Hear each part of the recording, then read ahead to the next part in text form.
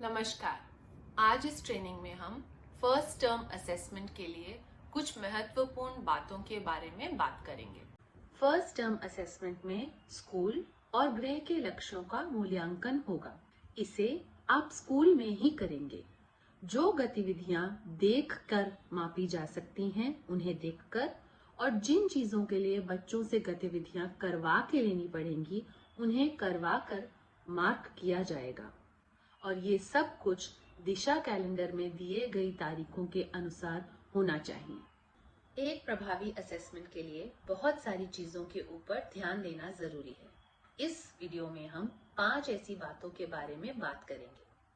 पहली बात, असेसमेंट से पहले किस तरीके की तैयारी कर लेनी चाहिए। असेसमेंट करते समय किन बातों को ध्यान में रखना जरूरी है।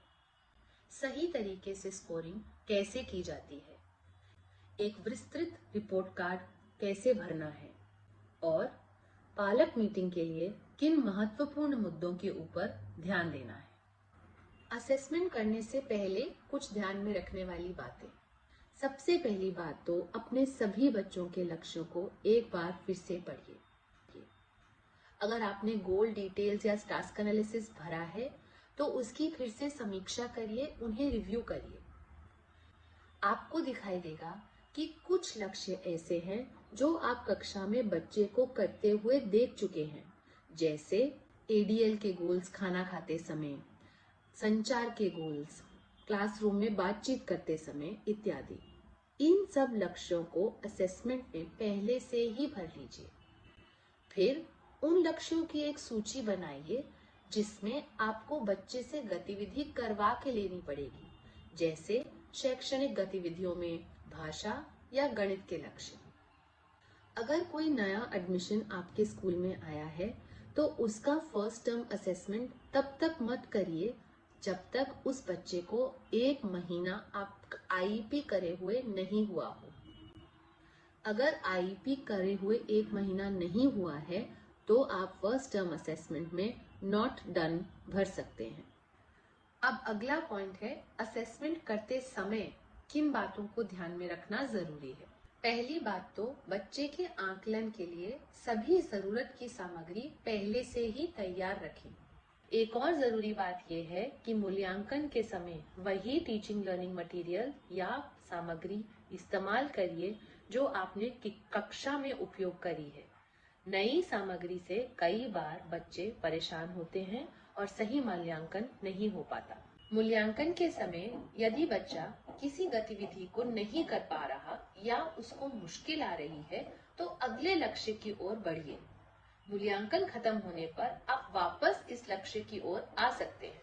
अगर मूल्यांकन करते समय बच्चा किसी तरीके का व्यवहार दिखाता है या उसको वो गतिविधि करने की इच्छा नहीं है तो सबसे अच्छा होगा कि हम बच्चे का मूल्यांकन किसी और दिन पे रखें। जबरदस्ती मूल्यांकन कराने से कोई फायदा नहीं होगा। मूल्यांकन का समय उतना ही निर्धारित कीजिए जितना बच्चे की बैठने की क्षमता है। अगर उसके बैठने की क्षमता से ज्यादा समय से उसको बिठाएंगे तो बच्चा चिड़चिड़ा होगा और मूल्यांकन पे प्रभाव पड़ेगा। अगर फर्स्ट टर्म का मूल्यांकन करते समय आपको ऐसा लगता है कि बेसलाइन में कोई स्कोरिंग कुछ गलत हुई है तो उसका संशोधन आप फर्स्ट टर्म में कर सकते हैं।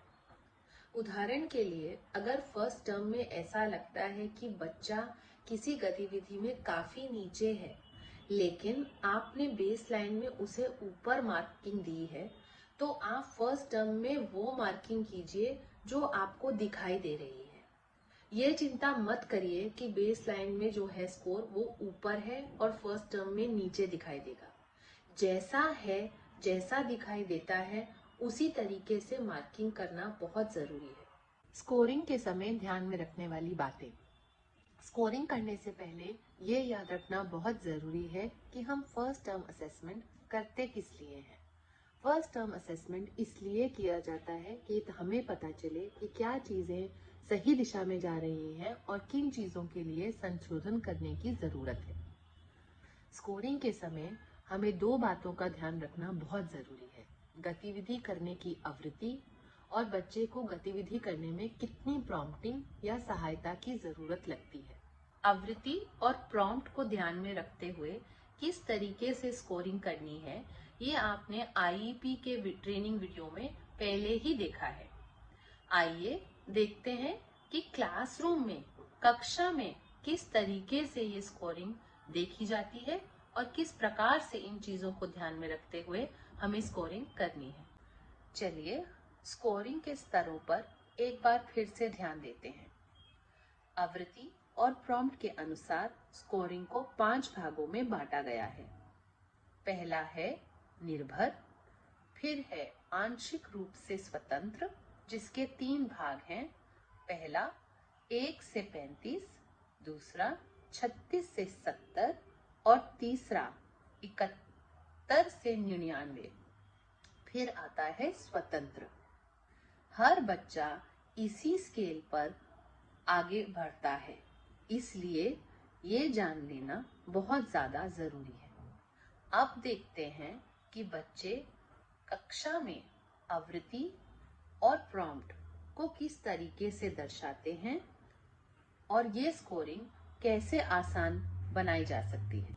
आइए अब देखते हैं कि एक ही लक्ष्य जो है सरल आकार बताना, उसे करने के लिए हर बच्चे को अलग तरीके का प्रॉम्प्ट लगता है और बच्चा अपनी क्षमता अनुसार उसे अलग अलग आवृत्ति से करता है। प्रॉम्प्ट और आवृत्ति को ध्यान में रखते हुए पांचों में से किस स्तर में उसे बैठाना है, आगे के वीडियोस में दर्शाया गया है। इस बच्चे की गतिविधि को ध्यान से देखते हैं। हे कुठला शेप आहे? कौन सा शेप है ये? शेप देखो, कौन सा शेप है?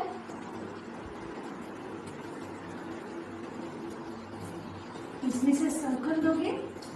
सर्कल फक्त एक पाहिजे, सर्कल पाहिजे, देणार? खाली बघ,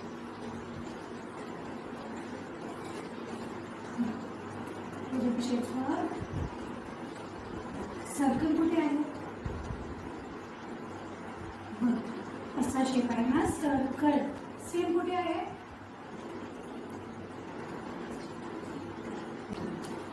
सर्कल मॅच कर, मॅच सर्कल। हे काय आहे? सर्कल। अभी आपने देखा कि लक्ष्य था गोलाकार की पहचान करना। पहले टीचर ने आकार का नाम बताने के लिए बोला, फिर समझ में आया कि बच्चा नॉन वर्बल है। ऐसी परिस्थिति में टीचर ने बच्चे को 2 आकार दिए और गोलाकार उठाने के लिए बोला। पूरे ही समय चाहे टीचर कितना भी प्रॉम्प्ट दे रही थी, बच्चा गोलाकार उठाकर नहीं दे रहा था। फिर टीचर ने एक गोलाकार वस्तु को मैच करने के लिए बोला। ऐसे में भी बहुत सारे प्रॉम्प्ट देने के बाद भी बच्चे ने एक बार भी वो गतिविधि नहीं करी। जब टीचर से पूछा गया तो टीचर ने बताया कि क्लास में भी उस कार्य की आवृत्ति 0 है, इसलिए ये बच्चा निर्भर में मार्क किया जाएगा, क्योंकि टीचर के कितने भी प्रॉम्प्ट देने के बावजूद बच्चे का आवृत्ति वो करने के लिए बिल्कुल भी नहीं थी। अब अगले बच्चे को देखते हैं। सर्कल दे, सर्कल दे। वेरी गुड, बहुत अच्छा, मस्त। Match match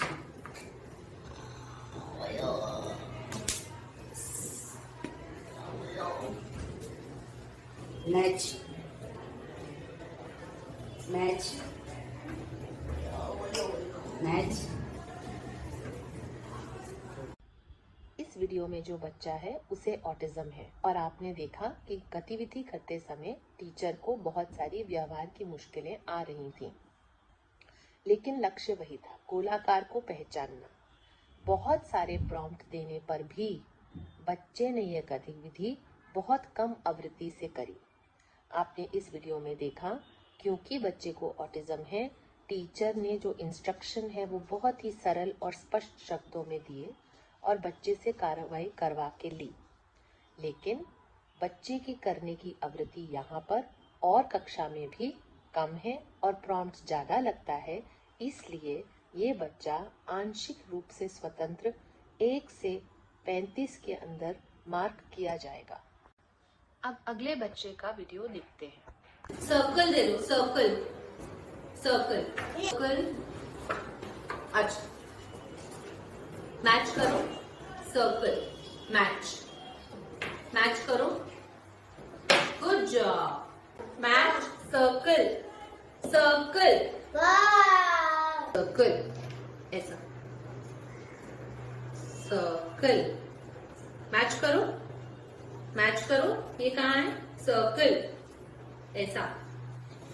very good. इस वीडियो में आपने देखा कि बच्ची कई बार गोलाकार बता पा रही है, लेकिन कुछ बार वह गलती भी कर रही है।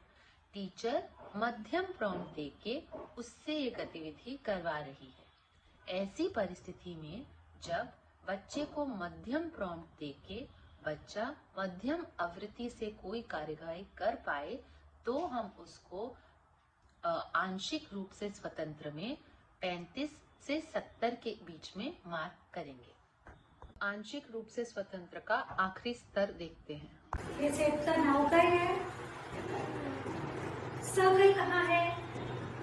सर्कल किधर है? सर्कल नहीं है। देखो फिर से, सब दोनों कार्ड देखो। सर्कल किधर है?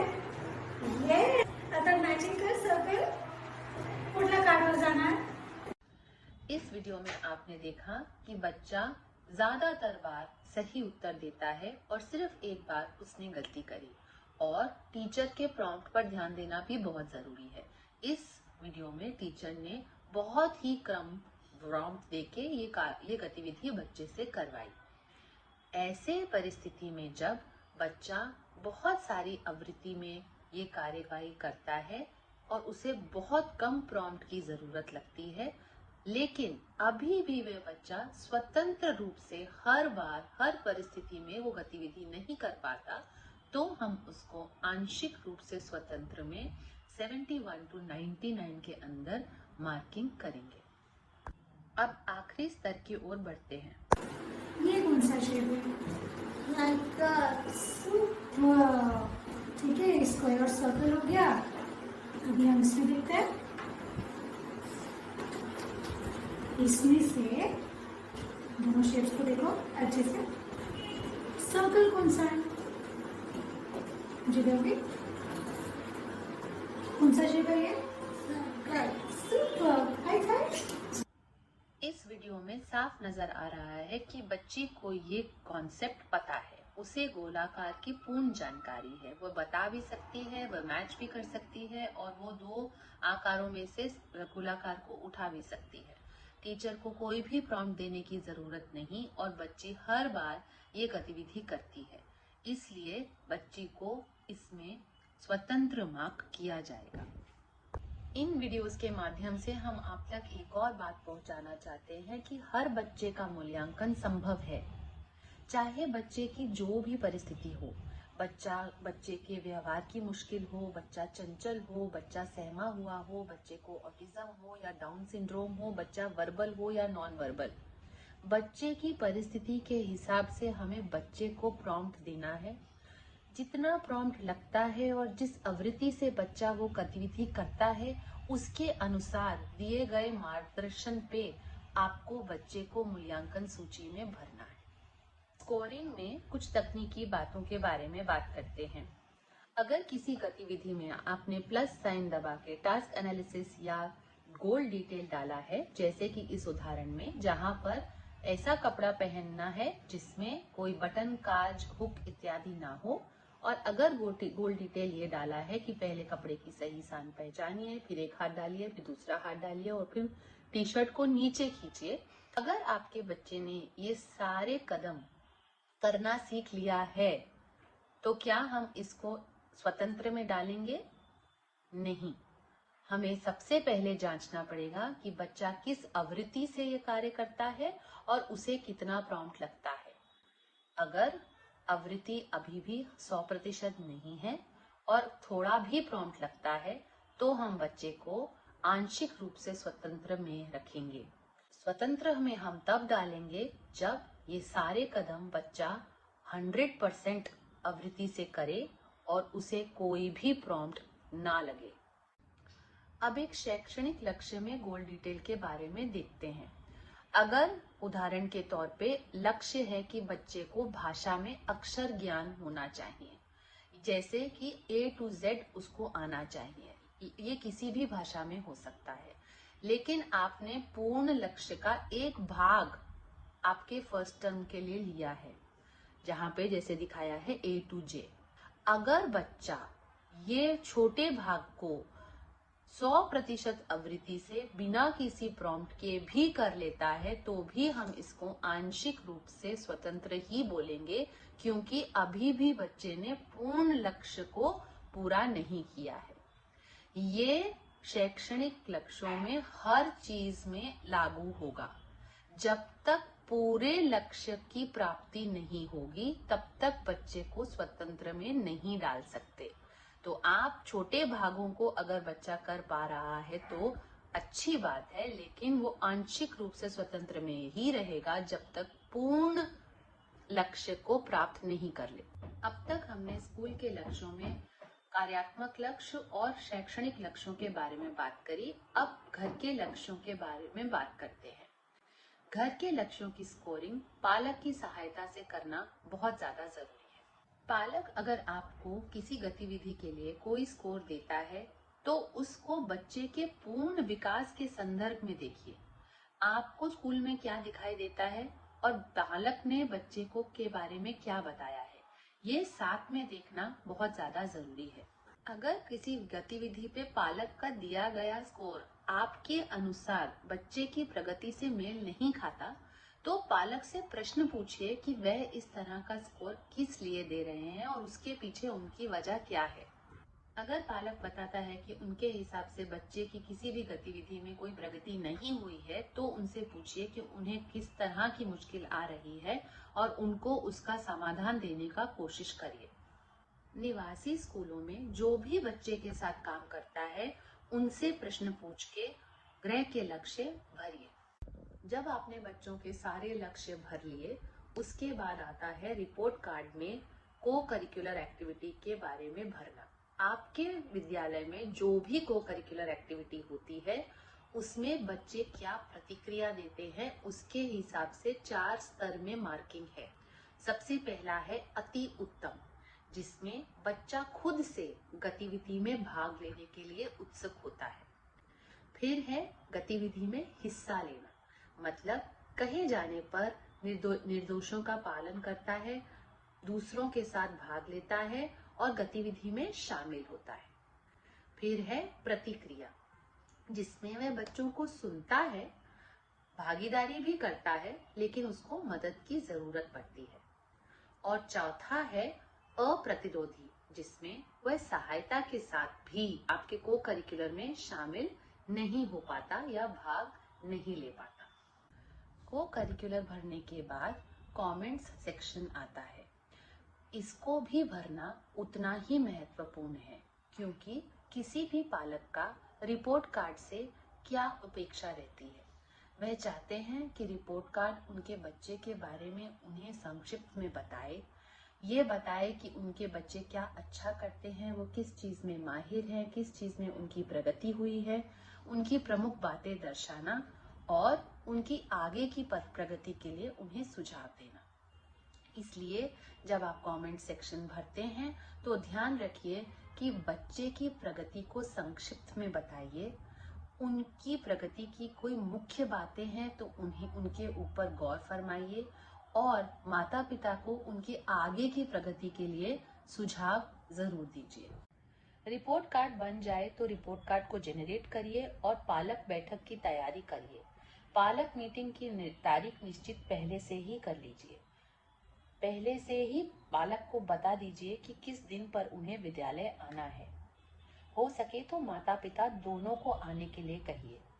बच्चे से संबंधित सारी बातें सरल और सीधी भाषा में उन्हें बताइए। अगर किसी गतिविधि या लक्ष्य को पूर्ण करने में आपको उनकी मदद चाहिए तो उनसे बोलिए। उनके ग्रह के लक्ष्यों के ऊपर नजर डालिए। उन्हें कोई परेशानी आ रही है तो उनसे पूछ के उन्हें सुझाव दीजिए। आशा करते हैं प्रभावी असेसमेंट के सारे स्तर आपको अच्छे से समझ आए होंगे। असेसमेंट करने से पहले पूरी प्लानिंग अच्छे से करिए। असेसमेंट करते समय बच्चे के ऊपर अपना ध्यान केंद्रित रखिए। स्कोरिंग करते समय दिखाए गए सब वीडियोस को ध्यान में रखिए। रिपोर्ट कार्ड ऐसा भरिए कि पालक या कोई और भी पढ़े तो बच्चे के पूर्ण विकास की जानकारी उन्हें मिल जाए। पालक बैठक को इसलिए करिए क्योंकि पालक हर स्तर पे हमारे भागीदार हैं। अगर इसके बारे में आपको कोई भी शंका या संदेह है तो प्लीज अपने जोन कोऑर्डिनेटर को फोन करिए। थैंक यू, धन्यवाद।